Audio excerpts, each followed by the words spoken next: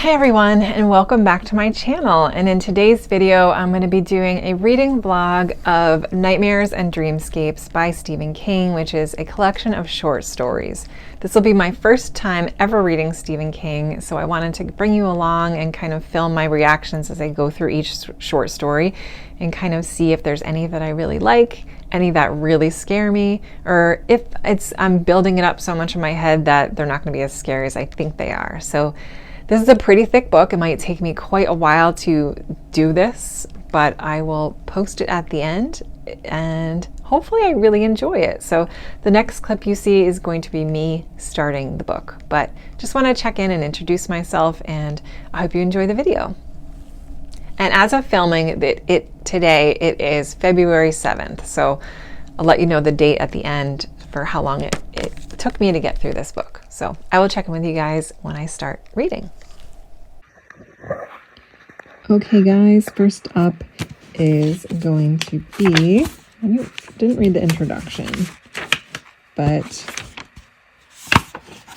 I probably will read it after I'm done with the short stories, but the first one is going to be Dolan's Cadillac. So I have a little time tonight and I'm hoping to get through this story, and I will check back in a minute.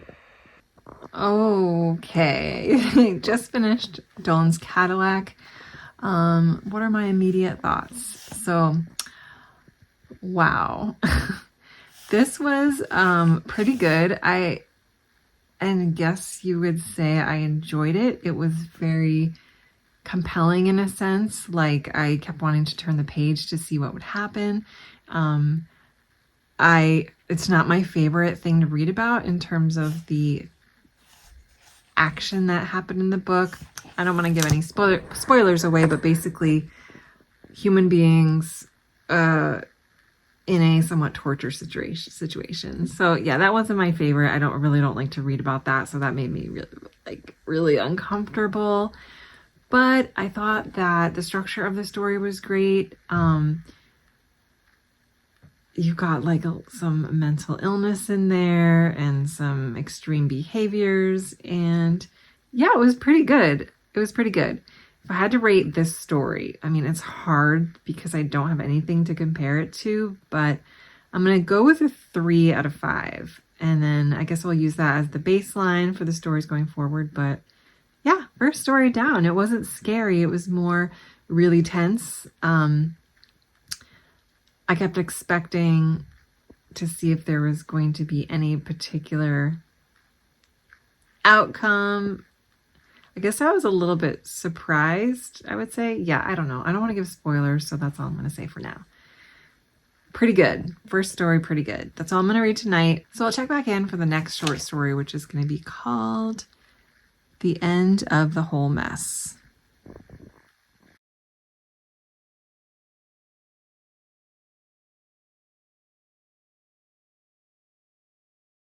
Good morning, everyone. It is Sunday morning, February 11th. Yep, Super Bowl Sunday. And before I get up for the day, I'm just going to try to read the second Stephen King story called The End of the Whole Mess. So this one's, I think, a little shorter than the first one, so I'm going to go ahead and try to read that real quick before I wake up for the day. Or get out of bed for the day, I should say. Got my reading buddy. Okay guys, I finished the second story, and this one was pretty good too. This one was also told, I don't know if I mentioned this, but the first story was told in the first person point of view, and the second one was as well. And the second story is told kind of like a journal entry, so we're reading an account from a writer writing in his journal about what happened. And this one was pretty interesting. It's a story about two brothers who one of them is like a child prodigy, extremely smart, the younger brother, and he sort of discovers this chemical in the water of an area where he's been studying where there's been a huge decrease in violence. So he manages to concentrate this chemical, and he has this elaborate plan to try to, overlay this chemical onto the human race so that the world can be saved from the violence that it's currently experiencing. So it was very interesting, a really interesting story, just great delivery of the story. I liked how the writing changed to match the story. And yeah, overall, this was a fun one too.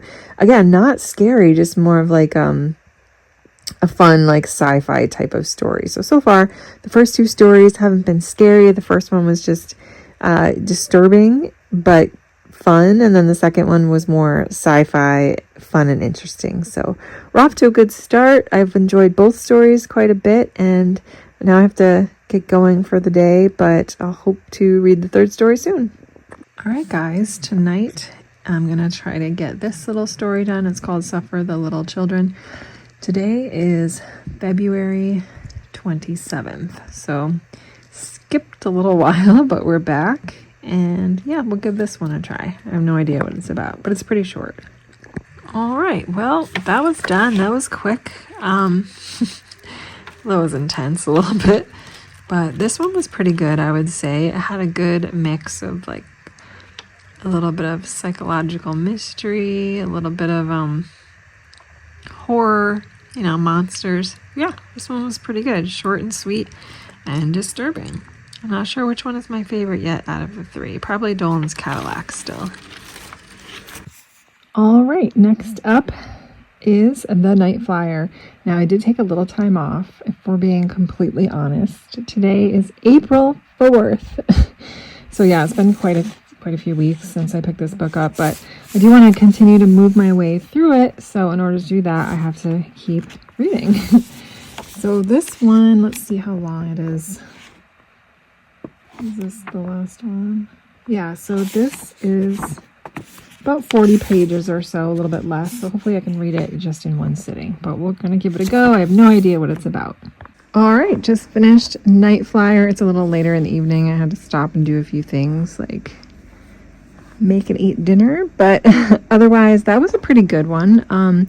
That was more in terms of like a vampire story, which was really fun. I did like that. I thought that he did a great job with building up tension.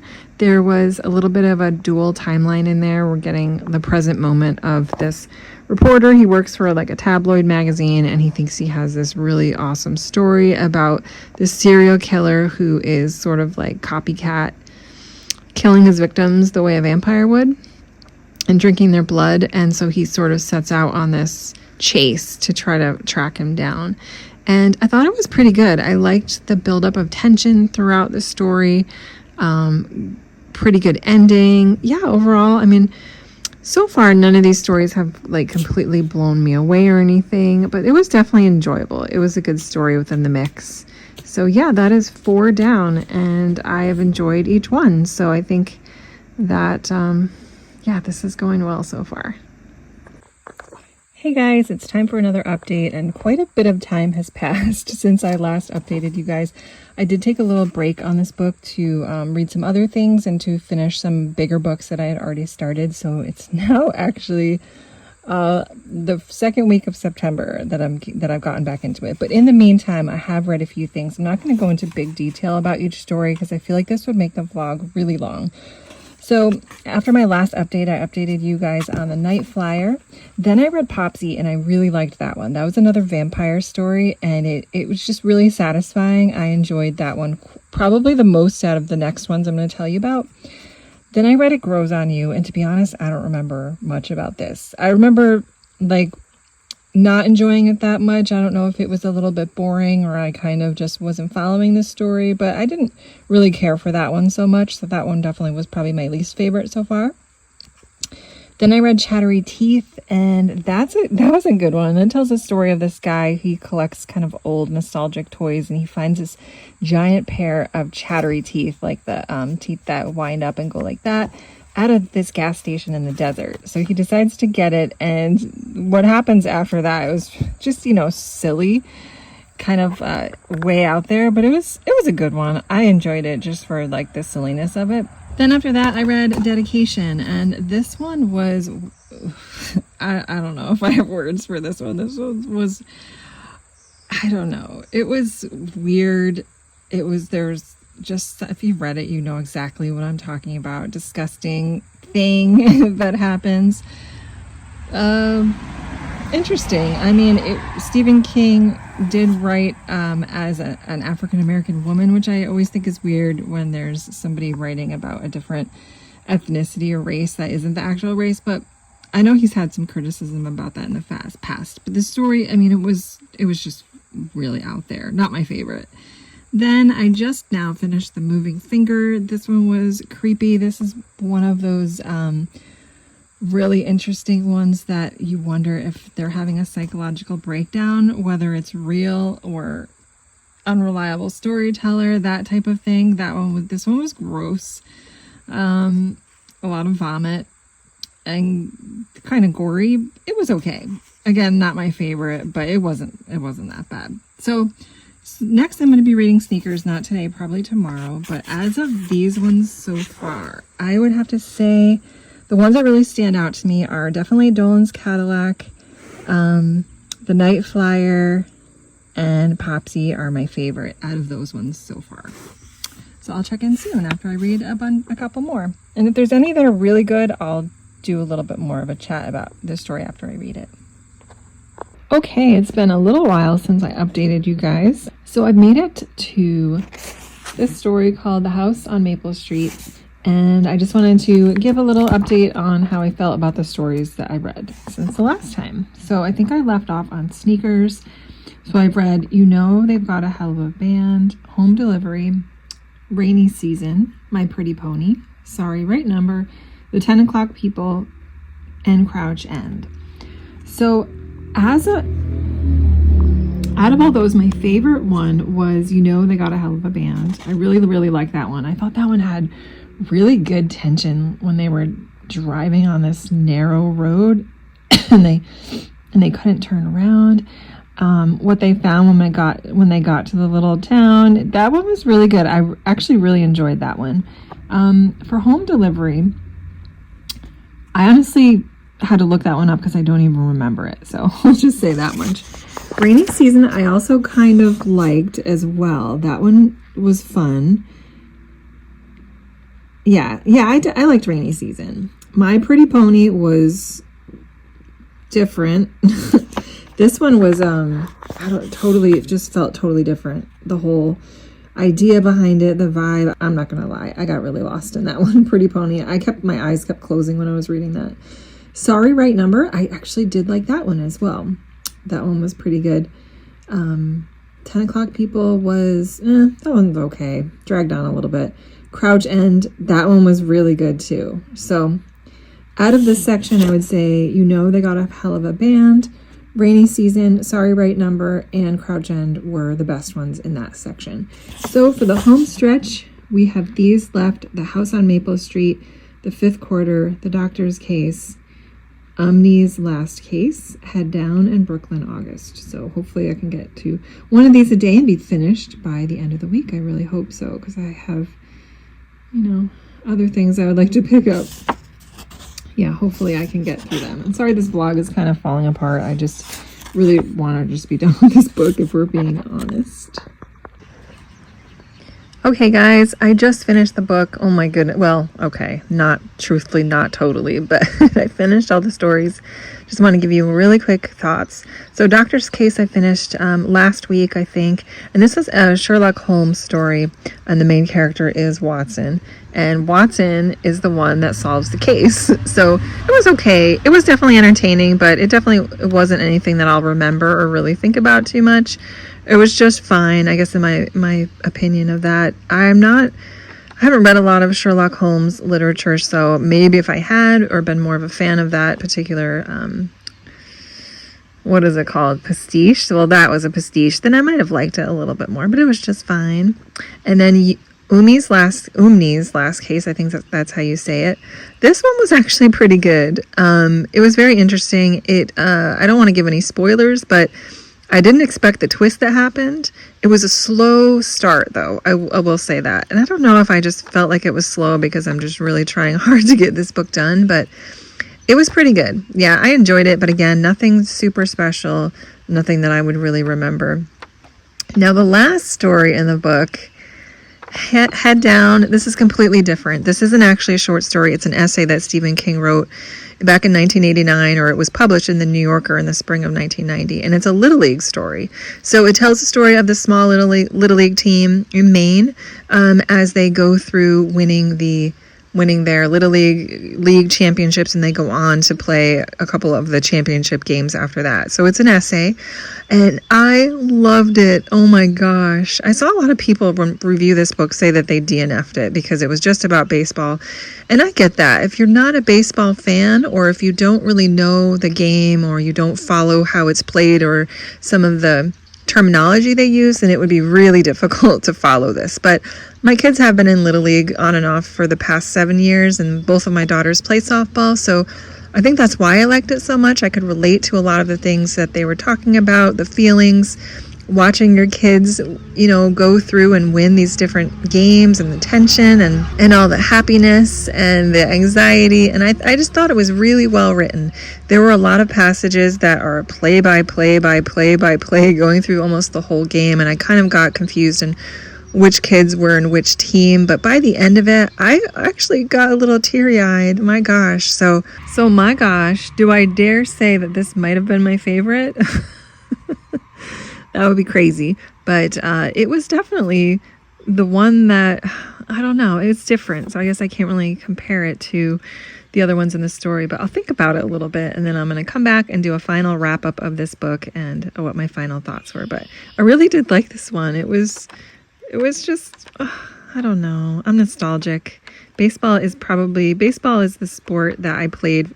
Was the first team sport I ever played as a kid, and probably the sport I played the most of, and then the sport that my kids play the most of. So I think that's really why I liked it so much. But yeah, I just have one more. This is a little poem, and then there's some notes on each of the short stories, which I definitely want to read through as well.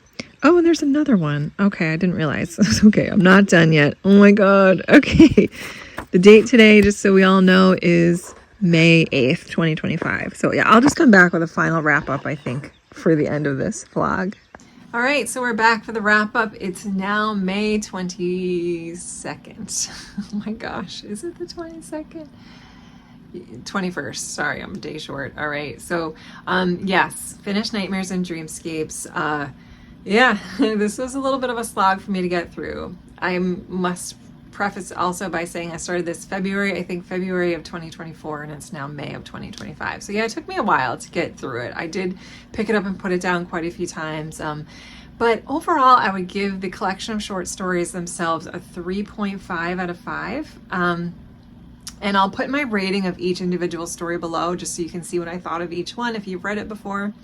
And I don't know, I guess I'm a little bit disappointed. I thought I would like it a little bit more, but I'm happy to say it wasn't terrifyingly scary. I was nervous that I was going to be really scared by this. I don't read a ton of horror to start with, and I do want to try Stephen King, and I was nervous, but it really wasn't that bad. It was a good mix, I felt, of horror with some science fiction, some reflective pieces, there was some nonfiction in there that I enjoyed. The baseball one I really loved. But I would say my favorites were probably Popsy. That one had a really uncomfortable beginning of the story, but the resolution was very satisfying, if that makes sense. Then I really, really enjoyed They Got a Hell of a Band. That was one of my favorites of the whole collection. Dolan's Cadillac, I felt was really well written, and it was good. It was just disturbing. So I was like, ugh, it was difficult to read. But that one was good. Rainy Day was really fun. Chattery Teeth was really fun. I really liked that one. The Moving Finger was really creepy and gross, but that was good. What else? Rainy Day, did I say that? Rainy Day was good. Yeah, so those are probably my favorites, I think, I would guess. So overall, it was good. I'm glad I read it. I don't know if I would recommend it. Unless you just want to read everything that Stephen King's written, then definitely, I think you might enjoy it. But I think the next one I'm going to try to do it in publication order. So I think the first book he ever wrote was Carrie. And I've heard that this one isn't that great. Carrie isn't the best. But I'm still going to try it. We'll see where we go with it. But thank you guys so much for watching. I really appreciate if you made it this way through the vlog, I really appreciate it, but I hope you enjoy the vlog in general, and I will talk to you guys soon. Thank you for watching. Take care.